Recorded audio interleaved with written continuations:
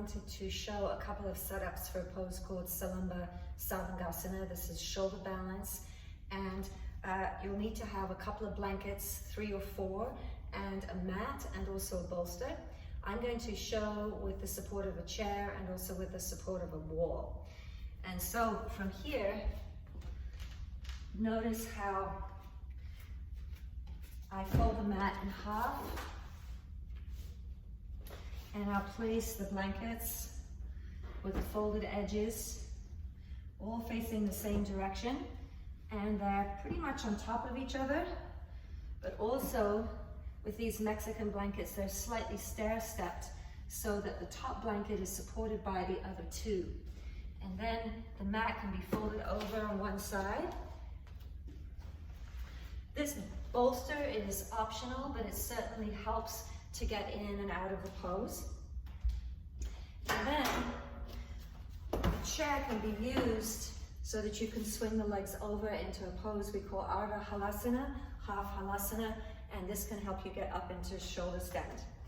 So from here, watch how I lie down, and without looking to the left or to the right side, I take my thumbs to right at the top of the shoulders here and measure around about 1 inch from where the top blanket is to where my shoulders are. So my shoulders are not right on the front edge of the blanket.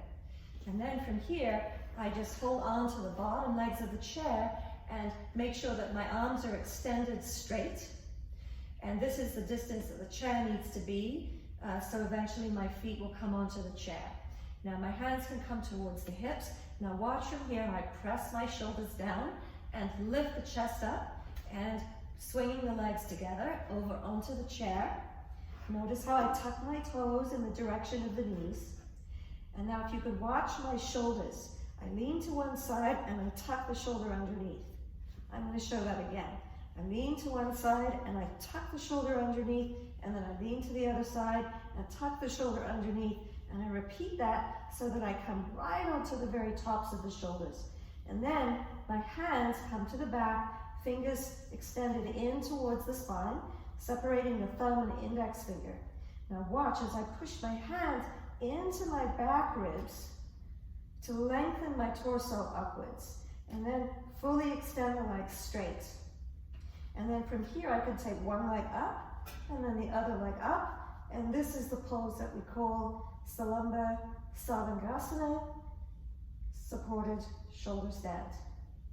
To come on out, you bring one foot back to the chair, the other foot back to the chair, release the hands, and then carefully roll out of the pose without lifting your head up. Now to come on out, you slide head first, shoulders come down, and then you can roll to the side to come on up. Now in the absence of the chair, you can also do this pose with your feet coming up to a wall. So for this measurement, I'm going to keep the same setup for my shoulders. I bring the setup a little closer to the wall, and I have to measure my leg distance away, just like I did on the chair, only this one's a little different because I have to sit with my sit bones towards the front edge of the blanket support and then extend my legs straight out to the wall like this. So this is my leg distance from here all the way to here. So my blankets are in the correct spot, and then I swivel around 180 degrees, and then I come into the same position as the previous demonstration, again about 1 inch away from the top blanket to the top of the shoulder. And then to swing the legs over towards the wall like this. And now once again, I roll onto the tops of the shoulders. The hands come onto the back, not the fleshy part of the waist, but I want to see if I can get my hands down towards the rib cage. And now watch from here as I press my hands into my back. And then here we go again, taking the legs up. The front thighs continue to rise. The buttocks continue to pull in towards the wall. And I stack my ankles above my knees, above my hips, above my shoulders. To come on out, bring your feet to the wall, release, and come on down. To come out, just pay attention to the wall, and then you'd roll over to your side. There is a third one, which I'm going to show you. You're going to take this entire setup and turn it in the direction of the wall. And notice from here that I have the mat touching the wall. I have the same setup of blankets, and again, I want to make sure that they're stacked on top of each other and slightly stair-stepped. For this one, the bolster is not necessary, and I come into the pose with my legs up the wall, and I have to make that same arrangement with my shoulders so that they're 1 inch from the top edge of the blanket. Now notice from here that my elbows are bent, my arms are bent, my legs are bent. And the instruction is a strange one. Rather than pushing to get myself up, I actually have to pull, and I pull the wall down with my feet. And as I do that, you'll notice the hips are lifting, the back ribs are lifting, and I keep doing that action.